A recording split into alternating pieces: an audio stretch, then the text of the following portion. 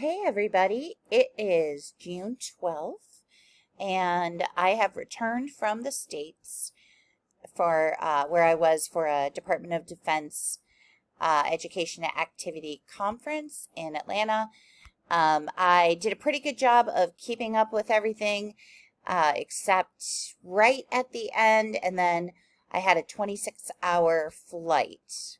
So, well, wasn't one flight. It was four flights, and it took 26 hours. And was not able to get my laptop out during that time. So, anyway, I am all caught up. So, if you had something sitting in there, it has been scored, and you are moving forward. So this week, I just want to call your attention to a couple of things, and I felt it was better to do it in a video. So from June 12th to the 18th, you are here in week 5, and there is introduction and IRB. So please be aware that this is the week, this week and next week, where I will be contacting you if you are more than 3 weeks behind. I'll just send you an email, just reaching out, making sure everything's okay if you need anything. Again, this is not any kind of negative feedback or anything, but I just do want to keep you guys on track as much as possible. I know for many of you, you've been finishing up the school year and you're about to hit the ground running. So I expect to see lots of assignments coming in.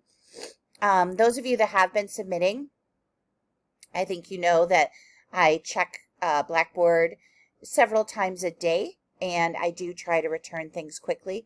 I can't always promise that will happen, but I can promise you that you will not wait more than, 3 days in a normal situation where I'm not traveling. And most of the time, you're going to get it back almost right away. Now, when we get into things that I have to read significant amounts, like your introduction and your lit review, it could be a little bit slower, but I promise you, you guys are my priority to get you through this, and I will work efficiently and effectively to get that back. Okay, so let me just open this up. A couple things to notice. This video about track changes, so I'll be honest, I don't really use track changes. Another professor is very intent on using it and does use it really well. I really do not use it. So if you really want to use it, go ahead and watch this video and go ahead and turn them on. I really do not provide significant amounts of feedback on your draft because I'm not your editor. And so because I don't edit your work, there's really no reason for me to go in and adjust your text.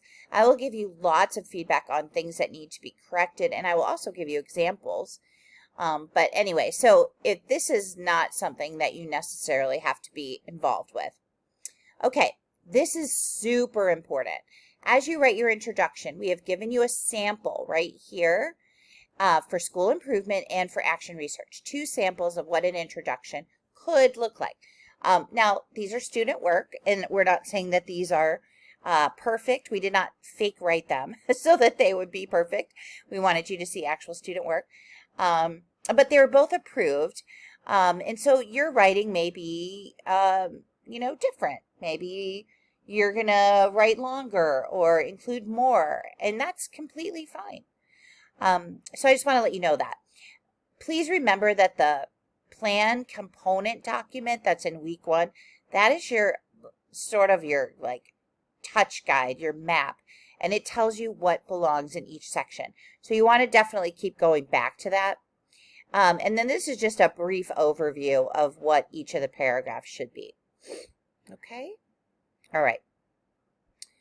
This is where you're going to include your introduction draft, and you want to make sure that you're labeling things correctly.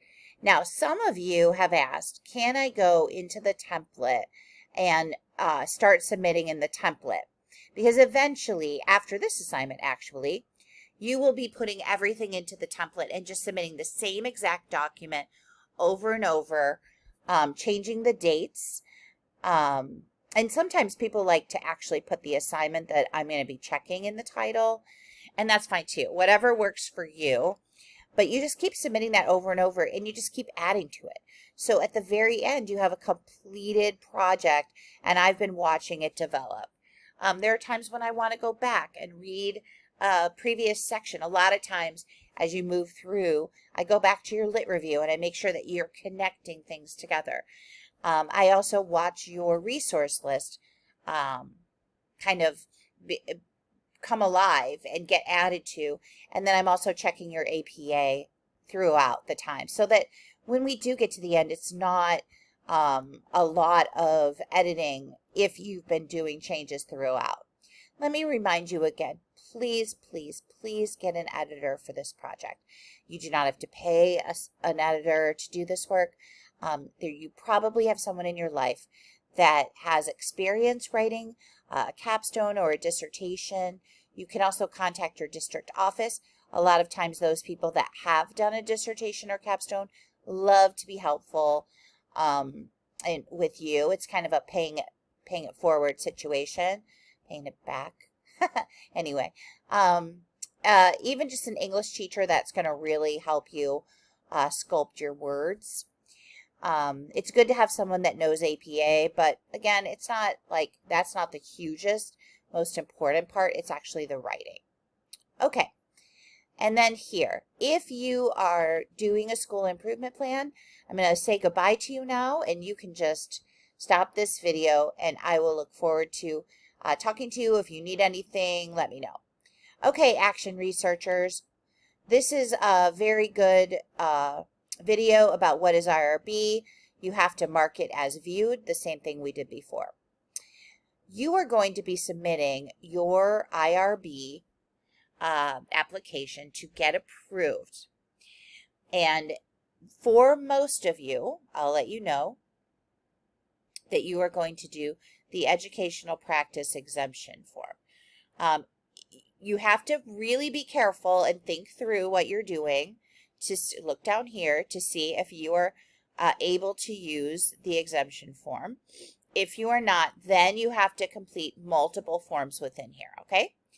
If you're not sure, contact me and I'm happy to let you know. But once you watch this video and you read this, you should be great. So, you will submit the first step, your IRB application, to me. Do not submit it to Dr. Moffitt. Do not submit it to Carissa Carlson. Do not. You are going to submit it to me. Then, after you've received professor approval from me, then you're going to email your documents to Angela Moffitt, okay? Then, after you receive your approval letter, then you come back to this part and you go ahead and upload it, okay? It does take some time sometimes to get through that, especially in the summer when the people in the IRB committee go on vacation. I do try to prompt them, and also if you let me know that you haven't received word within a week, please let me know, okay? But the other thing that I want you to notice is, let's say you have submitted it. I've approved it, and you are, you have submitted it to Angela Moffitt, okay? So you can come back here and you could do this assignment while you're waiting. That is no problem at all.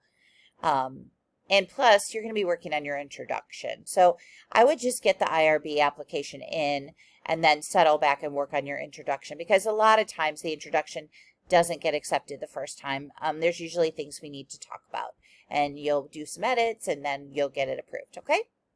All right, well, that's all for now.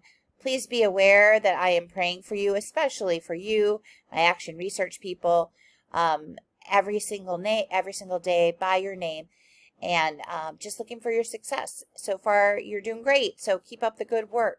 Take care.